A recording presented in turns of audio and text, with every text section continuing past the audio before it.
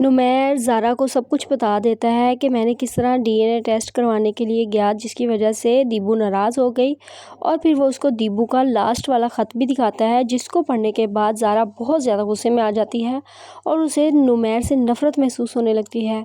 वो कहती है कि तुम तो हसन से भी बदतर हो, और वो ये कह के वहाँ से चली जाती है और कहती है कि मुझे अफसोस है कि तुम मेरे दोस्त है। और वो जाके खुद को अपने रूम में लॉक कर लेती है और रोना शुरू कर देती है। नुमैर उसके पीछे जाता है, लेकिन वो दरवाज़ा नहीं खोलती। नुमैर अकेला बैठा दीबू को याद कर रहा है कि वो दीबू के साथ कितनी खुशी खुशी लाइफ गुजार रहा था। दीबू जो कि जिंदा है एक बस से उतरती है और उसको दिखाया गया है कि वो किसी पार्लर में जॉब कर रही है और एक हॉस्टल में रह रही है।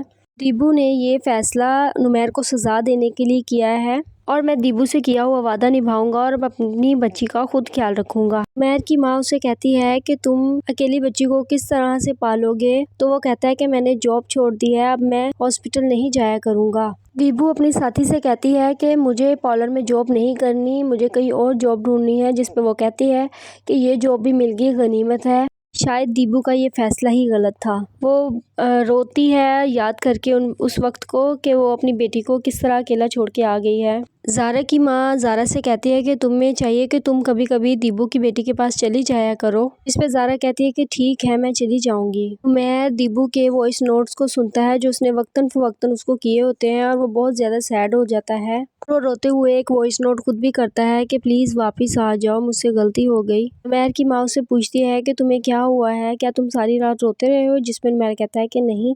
तो उसकी माँ कहती है कि आज तुम अभी तक हॉस्पिटल क्यों नहीं गए। वहीं ज़ारा आ जाती है और ज़ारा उससे कहती है कि प्लीज़ नुमैर से कहें कि यहाँ से चला जाए, क्योंकि इसकी मौजूदगी में मैं बच्ची के साथ नहीं इंजॉय कर सकती। अपनी भरपूर नफरत का इजहार कर रही है नुमैर के लिए। दीबू किसी कस्टमर का काम करती है जो कि कस्टमर को बहुत पसंद आता है, तो वो उससे ज़बरदस्ती दीबू का नंबर ले लेती है। ज़ारा नोट करती है कि नुमैर की गाड़ी पार्किंग में नहीं है। फिर वो उसकी कुलीग से भी पूछती है तो उसे पता चलता है कि नुमैर तो 2-3 दिन से हॉस्पिटल नहीं आ रहा। उसकी साथी कुलीग काफ़ी परेशान है। वो कहती है कि नुमैर आपका दोस्त है, तो प्लीज़ पता करें कि वो क्यों नहीं आ रहा। ज़ारा नुमैर के घर जाती है और उससे पूछती है। दीबू की वार्डन उसको बुलाती है और उससे कहती है कि जो तुम्हारे बकाया जात हैं वो जल्दी अदा करो। इस पे वो उसे कुछ वक्त का कह के वहाँ से चली जाती है। दीबू जहाँ जॉब करती है पार्लर में, उसकी मालकन से बात करती है, जिसपे मालकन उसको कहती है कि तुम खुद जवान हो, खूबसूरत हो, अगर पैसों की ज़रूरत है तो मेरे मशवरों पे चलो, तो तुम्हें पैसा ही पैसा होगा। जिस पे दीबू नाराज़ हो जाती है और वो कहती है कि आपकी हिम्मत कैसे हुई मुझसे इस तरह की बात करने की, और वहाँ से चली जाती है। नुमैर हॉस्पिटल जाने लगता है। वो कहता है कि ज़ारा आएगी और बच्ची के साथ रहेगी, तब तक मैं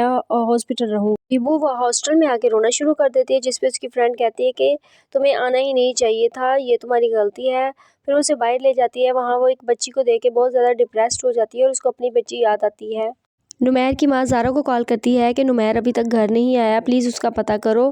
फिर ज़ारा जाती है और वो अकेला समुद्र के किनारे खड़ा होता है, जिस पे वो उसे कहती है कि प्लीज़ वादा करो कि तुम कभी भी खुद को नुकसान नहीं दोगे और अपनी बच्ची की खातिर ज़िंदा रहोगे। अब ये ड्रामे को ड्रैग कर रहे हैं, शायद ज़ारा और नुमैर का आगे चल के कोई रिलेशन भी बना दें, लेकिन ये गलत हो रहा है। शायद ज़ाती तौर पे ये चीज़ बिल्कुल पसंद नहीं आई। हर तो इनको लगता है कि इनकी लाइफ ख़राब हुई है, लेकिन इनकी वजह से दूसरों की लाइफ भी ख़राब हुई है। की दादी को तो बस एक ही काम है कि ज़ारा की शादी करवा दो।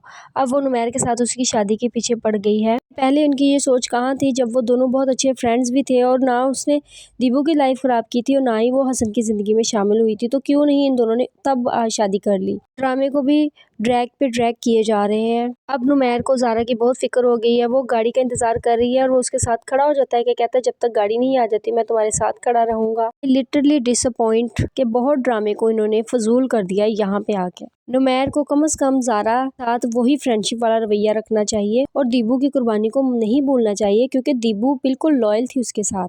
और दीबू जो कि गुस्से में यहाँ वहाँ से चली तो आई है, लेकिन अब वो अपने माजी को याद करके रो रही है।